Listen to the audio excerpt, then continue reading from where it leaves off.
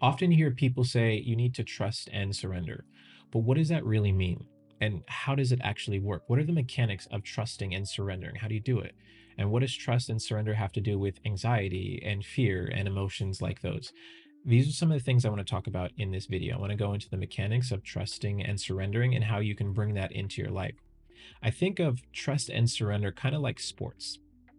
If you've ever played a sport of any kind, you know there's this curve you go through where in the beginning you're very tense with your body in relation to the sport itself. Let's say if you're playing basketball, you may be very like tense with the way that you hold your hands and shoot your arms, and it looks weird. But then when you get to the other end of the spectrum, you see somebody like Steph Curry, where there's this flow that comes into place. He can shoot it in under any conditions from any place on the court, and you can see there's just this water like momentum that comes with it. Trusting is kind of like that, and surrendering is like that as well. When you don't trust and when you're on the way to learning how to trust, everything feels very tense, and that tenseness is a sign of control. You're really just trying to control the situations around you because you don't trust them, and that control is what screws up the things that are happening in your life. You're too tense about it. You're missing the free throw shot because you're trying to force it in the hoop. There's no flow that goes along with it. So, one thing to understand about trust is that trust needs a container, right? You have to put your trust into something because trust is a word that describes a relationship between you and the thing that you're trying to trust. So, trust needs a container. Now, there are many containers that we can use in our life to put trust into. Some of the common ones are money, status, or strength. And with each of these, we trust that if we put our trust into them, they will provide a certain kind of experience for us. We trust that if we accumulate money, it'll provide us with safety and security and access to opportunities. If we put our trust into status, it gives us privilege. It also gives us access. We kind of inherently know since back in time that even if you weren't the king, if you were the priests or the knights or whoever that had status, there was certain access that you would get. There's certain privilege that you would get, and you get a security that comes along with that as well. And there's also strength. If you have strength, you can trust that most people won't be able to take the things away from you. You can even take things from other people because you have more strength than they do. So these are the things that we trust that if we acquire them, it'll give us a certain kind of experience. But what happens when we lose these things? What happens when they go away, either through life events, aging, whatever the case is? This process of losing is actually what gives us anxiety. We are anxious about losing the money that we have saved our lives for, or losing the status and reputation we've built over time. That's why cancel culture is so powerful.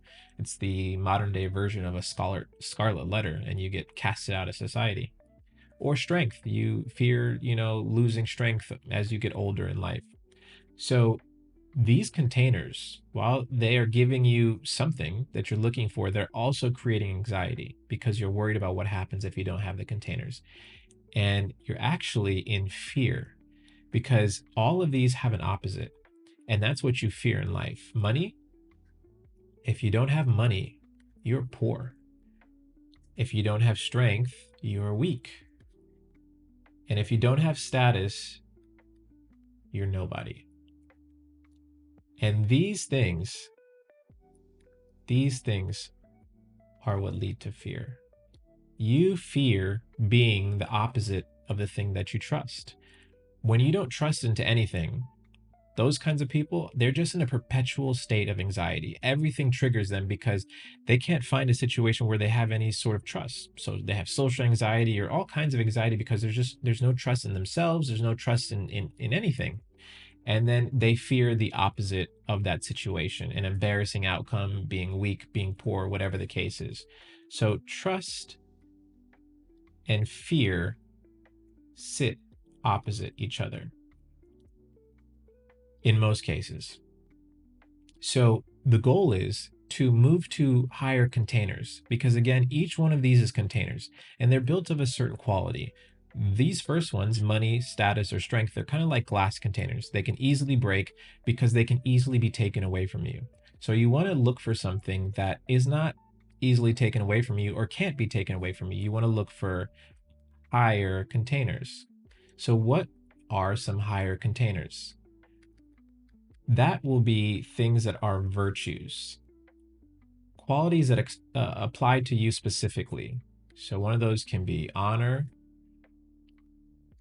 courage can be another. These things, they can't be taken away from you. They are things that you can choose to be in every situation. Whether you're rich or poor, you can be honorable, right? Whether you have status or not, you can be courageous. And those are the things that can help you alleviate the anxiety or fear about certain life situations. Let's say you work a certain job and they want you to do something that you feel is wrong, and they're going to fire you if you don't do it. Making the choice to not do it is something that you can sleep at night and say, hey, at least I did the right thing. At least I was just. At least I was honorable. Nobody can take that away from you, which makes these higher containers. But now there's a new problem that's been introduced. You can actually fail at these things because you can miss that opportunity at work to do the honorable thing. You can be in a self-preservation mode and say, well, my job matters more, so I'm going to do this because I need to provide, or whatever the case is. And you can miss the mark and you can fail at these things. This is the new problem of the next order of containers. So you have to seek for something that's even higher than that. What alleviates both the problem of somebody being able to take away your trust or you being able to fail at something that you can be trustworthy in? Well, the last option, the last solution here is the same one that has been sought after since the dawn of time, which is the divine. Whether you see it in a religious sense or you call it God or whatever the case is, that creator being, that higher essence of all things, that is the ultimate container for your trust because it's not something that can fail you. And it's not something that can be taken away. It's something that exists within internally. Whatever tradition you look at, there's this perpetual or perennial philosophy about the idea of a monad, a singular creator that exists within all people. We all reflections of it, fractals of it, however you want to frame it. It's within you, which means that nobody can take it away. So how do you actually then bring that to your life? How do you actually trust in the divine? Because it's not so simple. The first thing you need to do is to have discernment, because you have to truly understand how the divine operates, because there are certain rules that it's going to play by. It's going to have certain values. It's going to operate in a certain way, and it's going to communicate in a certain way. And these are the things that you're trying to discern about this divine presence. As far as communication, it could be something like the way that your dreams speak to you, or you could be somebody who has a gift where maybe you hear things or you have premonitions or you see things. You could have, visions, or maybe you just get insights in a certain way. That's going to be unique to you, however you get that communication method. What these three things represent is something that people have been using for a long time to try to understand and discern that divinity, and that is religion. Religion has been the container that people have used that isn't putting their trust in the divine. It is in something right before the divine. It is something that tries to interpret the values and how it communicates and operates. It says it communicates through these set of prophets or through this text or whatever the case is, right? But there's another problem with religion as well. Religion comes with certain baggage because it determines that you were the righteous one for participating in the religion, or there's self-importance that can come along with it, which cause just all kinds of separate problems that I won't go into. But the main thing, to bring it back to what we've been talking about before, is with a religion, you can fail. You can fail in the religion's eyes and in the eyes of the creator. You cannot live up to whatever principles it has, and thus you can be burned at the stake. In whatever version, the modern day version of cancel culture, or previously, you can be outcasted in society. You can fail at that process, and with that, it rips away your whole divinity and your trust in that process, because now you've lost a sense of importance or belonging. So religion isn't quite the way to do it. The one way to do it is self discovery, because that fractal that you are of the creator means that your space in this entire creation is completely unique to you. Nobody else can understand it. Nobody else can interpret it for you or explain it to you, because it's your individual connection. Therefore, to understand the divinity and its presence is something that you have to discover within yourself, because it's going to communicate with you in many different ways. It's going to speak through synchronicities or number patterns or whatever happens in your life that you've given meaning to. That's the way that it communicates. And you can only find that through self discovery. You can only find that through going within and figuring out, well, what do these things mean? What do these certain life events mean? Did I miss out on that job opportunity because the world is against me?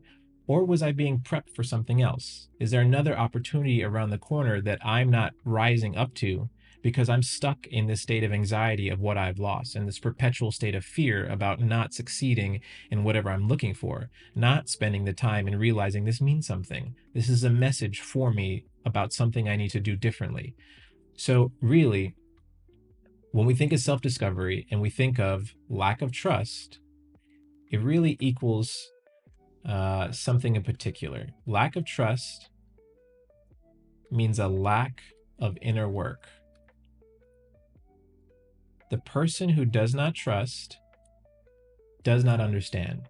They do not understand themselves. They do not understand this reality, this experience we're in, whether it's an electric universe to you, a holographic one, whatever you frame it as. You haven't done the inner work to figure out what it is for you and what it means for you. And because you don't have that discovery, you are trying to put your trust into all these external things, all these societal expectations and things that eventually go into the cycle. They get taken away from you. And ultimately, age is the greatest teacher, because the trust that you put into beauty or money or importance, over time, age is going to take that away from you. It may take away your mind, it'll take away your physique. All of these things rip away over time. And then you come to this wisdom through age that, yeah, these attachments aren't serving me. These aren't good places to put my trust into. And this is why you'll find Eastern traditions talk about non-attachment, not being attached to things, because what you're really trying to do when you have attachments to the clothes and the cars and the things is you're really trying to put trust into those things to make you worthy, to make you important, to give you the confidence to achieve whatever you're trying to achieve and accomplish. So that's the mechanics of trust and surrender and how to bring it into your life. Ultimately, you need to seek higher containers. Get rid of the glass containers that are like the societal things that you can put your trust into, and start seeking more virtues, but ultimately start seeking divinity.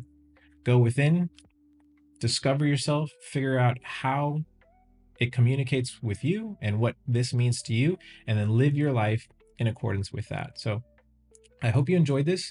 If you have some suggestions for some future topics that I should touch on or things that might be interesting, let me know, and I'll see you in the next one.